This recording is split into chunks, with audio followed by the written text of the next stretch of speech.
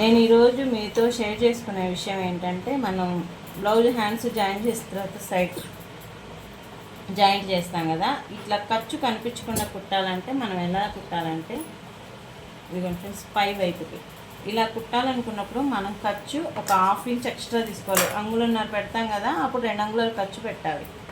ఈ సైడ్ ఒక పాదం ఖర్చుతో బాల్కి జాయింట్ చేసుకోవాలి.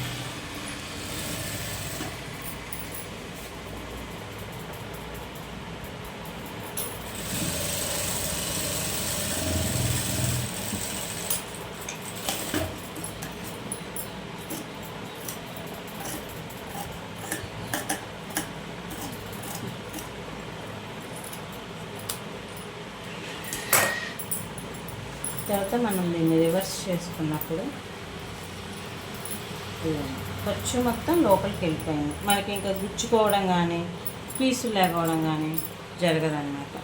ఇప్పుడు ఇలా పెట్టుకున్న తర్వాత మనం హ్యాండ్ ఎంత లూజ్ ఉందో అంత లూజు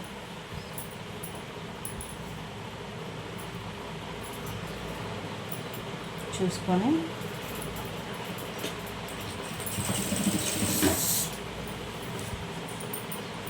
మనం జాయింట్ చేసుకునేటప్పుడు కూడా నీట్గా జాయింట్ చేసుకోవాలి. ఈ ఖర్చులు ఇవన్నీ కరెక్ట్గా ఉన్నాయా లేదా, ఇక్కడ నుండి మళ్ళీ మనం కొలతలు పెట్టుకునేటప్పుడు తెలుస్తుంది కదా మనం ఎంత ఖర్చు పెట్టుకున్నామా ఏంటని. చూడండి ఎంత నీట్గా ఉందో.